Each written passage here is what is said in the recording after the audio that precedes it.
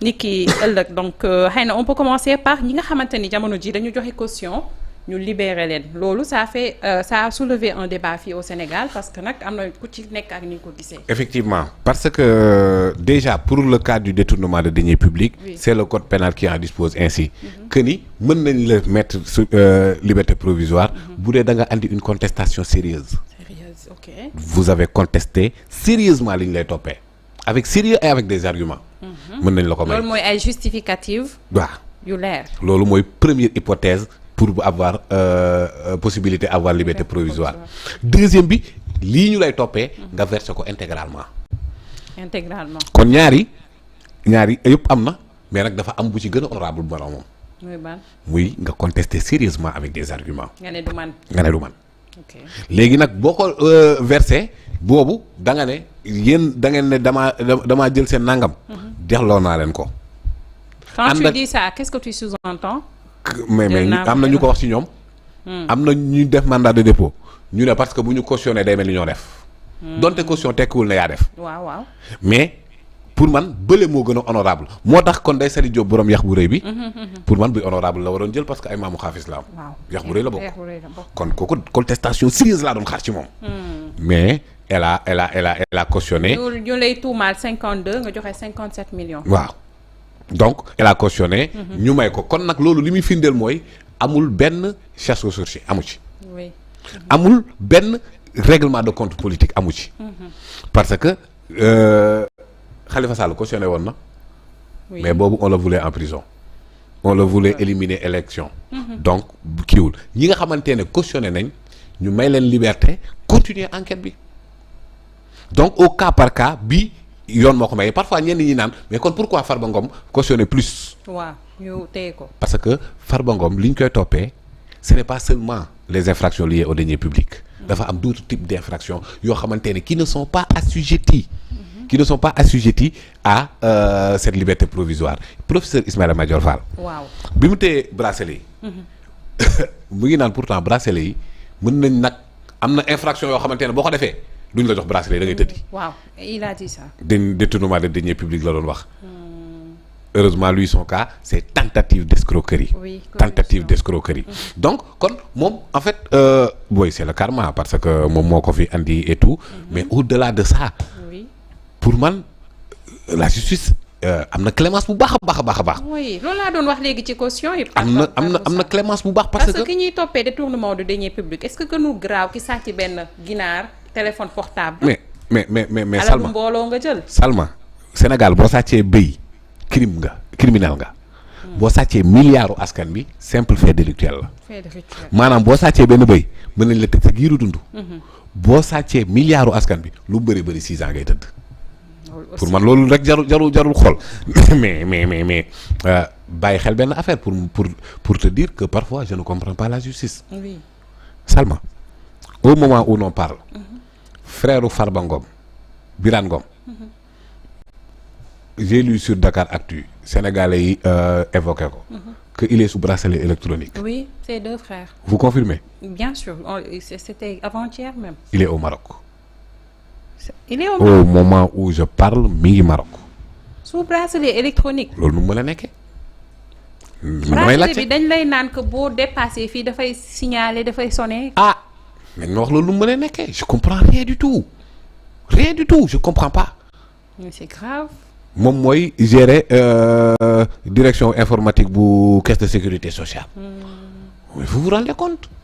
parce que bracelet électronique El Malick bi mu ko amee mënul woon def Linguère tabaski ji. moo dem Jolof yi. mënul woon dem Jolof tabaski ji.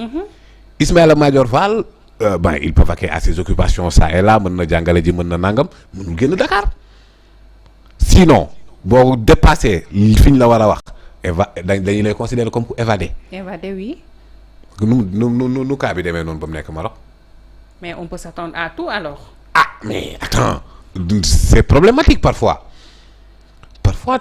da ngay poser question mais qu'est-ce qui se passe ñaar ñi nga xamante ne ñoom ñoo kii ak Ismaïla Madior Fall mais ñoom ñaar ñëpp a ngi prison. ñu ngi prison oui. mais. Cheikh Gueye ak keneen ki. waaw. l'entrepreneur. ils sont des Sénégalais d'égale dignité. mbir mi mais soit de près ci dossier yi mais surfacturation yoo xamante ne Salma maanaam xeebuñu sax télécommande yu taal clim bi xeebuñu ko. ci yow sax dañ ko surfacturé. maanaam li ñu wan ne la ñuy jënd ci tonnage yu ciment da ngay naan ñii xanaa Sénégal la ñuy tabax. naka la ministère de la justice di tabaxee hôpital. 69 projets d'ellipse 69 bâtiments yu ñu war a def. mais bu ci gën a ëpp surfacturation nga ne sa morom la maanaam Pikine Guédiawaye ñu andil la surfacturation yu baari. mais malgré loolu buñ newaat ne la Koumpentoum tu vois les mêmes nombres les mêmes prix alors que ce n'est pas du même édifice bi loolu naka la ko mën a naka la ko nit ñi mën a comprendre rek. alors léegi pathétiquement Pape Malick Ndour mu ni dañoo bëgg a humilier Ismaïla Madior Fall oui. Pape Malick Ndour soit il ne connaît pas wala nag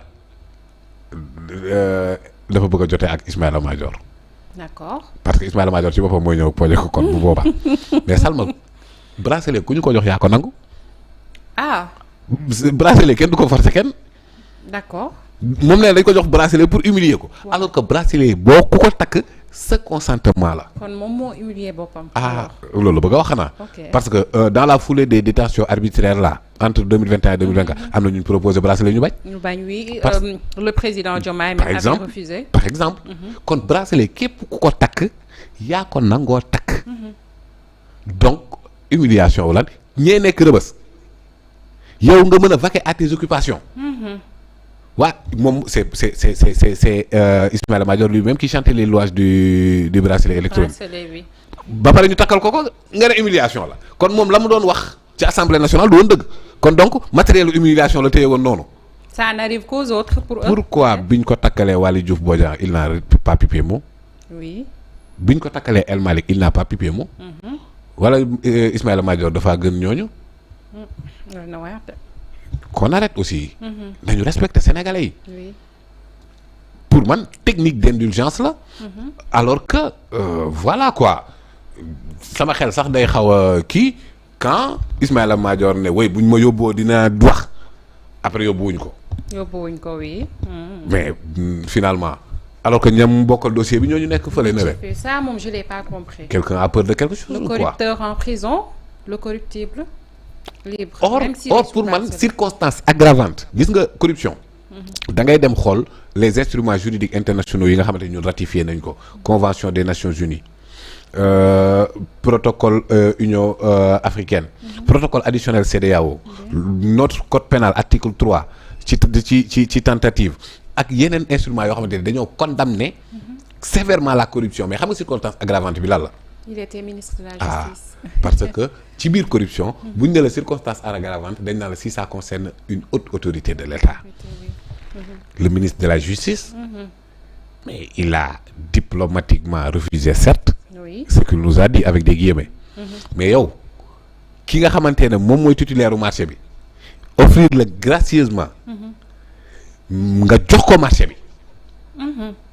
parce que waa ji am na marché bi. am na marché bi oui. mais am marché bi te amul capacité financière d'exécuter le marché. parce que marché bu ñu la koy jox ci entente directe. dañ naan la nga financement bi na taxaw. financement bi bu taxawee moom moo lay permettre nga xam ne am na kii capacité financière bu taxaw ak capacité technique mais moom jox nañ ko marché bi ba pare dem ba ci biir xam ne amul capacité financière. kon est-ce que contrôle bi ça a été fait au préalable. mais déjà li gën a andi problème sax mooy l'entrepreneur ak le directeur de la construction ñoom ñaar ñoo xamante. il a demandé au directeur de la construction pour mu andil ko kenn. si la andi l'entrepreneur. ça veut dire que amul appel d'offre. entente directe la entente directe léegi entente directe dañ naan la entente directe mën na nekk de réglé nañ ko ci code des marchés. mais day fekk ne nit ki am capacité technique et financière. mais kii amul capacité financière xaw ma technique mais financière moom c'est Ismaïla Madior qui nous informe que le gars n'avait pas la capacité financière. kon lan moo tax nga jox ko marché bi.